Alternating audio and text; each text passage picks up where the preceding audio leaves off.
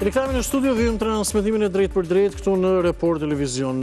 Gjatë ditës djeshme, kryeparti demokratike zoti Berisha mblodhi një takim aleatët forcat e djathta politike për të diskutuar ndoshta edhe për reformën zgjedhore. Por për vërtetës që dhe takimi i parë që pas zgjedhjeve të përgjithshme parlamentare të mbajtura në muajin maj, pati që gjatë ditës djeshme nga ata aleatë drejtues të forcave politike, themi më të vogla që ndodhen në opozitë, që kanë qenë koalicion në zgjedhjet e majit, që kishin kritika në lidhje me qëndrimet në disa aspekte të Partisë Demokratike apo të leadershipit, dhe këto kritika ja thanë në sy, por është edhe çështja tek reforma zgjedhore, ndryshimet që do të bëhen, çfarë kërkojnë aleatët e Partisë Demokratike. Me mua në studio është bashkuar zoti Adriatik Alimadhi, kryetari i Partisë Balli Kombëtar. Mirëditë, mirë se vini, faleminderit që pranon të ftesën në Report Televizion.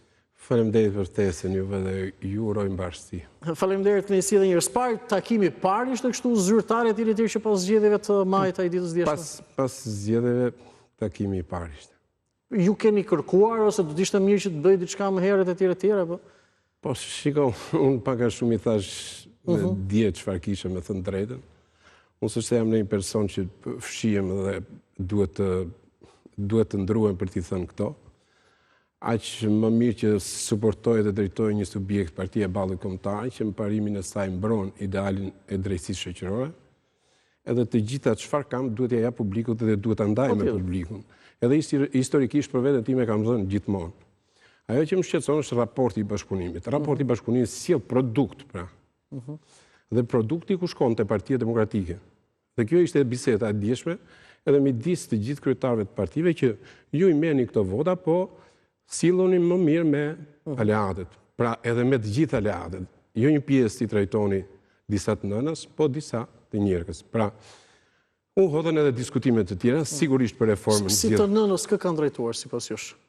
Po të nënën ju i keni parë disa parti aleate. Me thënë të drejtën është shumë e vështirë për ta trajtuar, për të thënë se duket sigur unë e them për vete këtë, po Bashkëpunimi me Partinë Demokratike, Balli Kombëtar, Legaliteti janë dy subjekte politike që i kanë dhënë historikisht vendit. Pra kanë kontribuar në proceset e saj, kanë luftuar me ide kundër komunizmit, po sigurisht dhe kanë qenë parti patriotike.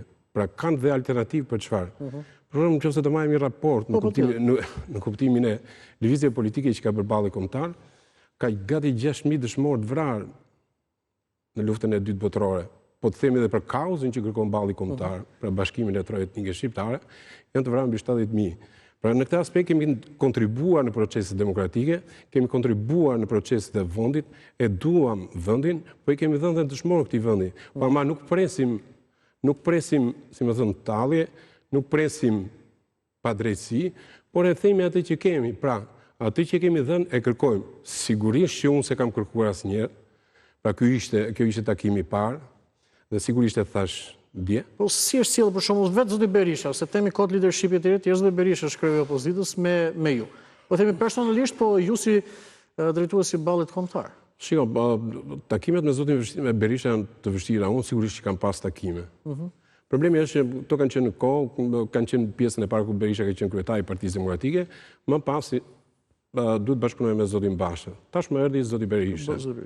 Ky bashkëpunimi pak i mbyllur hermetikisht e dëmton procesin e bashkëpunimit, mendoj unë.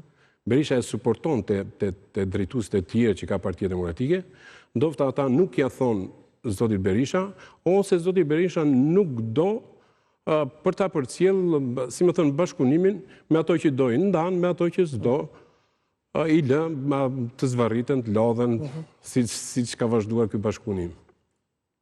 Ju kuptoj. Ju ditën e djeshme thatë që opozita është të kurrur dhe, kemi një komunikim përpara zgjedhjeve, pas zgjedhjeve thatë që gati nuk të hapni fare telefonin. Kjo është ajo që shiko, të gjitha këto janë kontribute, kupton, dhe duhet i analizojmë me kujdes ku çalon problemi. Unë historikisht për shembull te opozita e bashkuar, se kontributi im aty kam qenë. Unë jam një opozitar. Unë jo se s'kam ku të shkoj tjetër, bëj dhe politikën vete. Problemi është që do ta japsh kontributin aty ku duhet, sepse duhet ta peshosh. Edhe kam thënë gjithmonë që bashkëpunimi duhet shtrirë në nivel lokal. Pra, ne kemi disa kryetar, rrethesh, kemi antarësi, kemi votues, dhe po të futesh një bashkëpunim në nivel vendor, besoj se i shërbejmë akoma më shumë.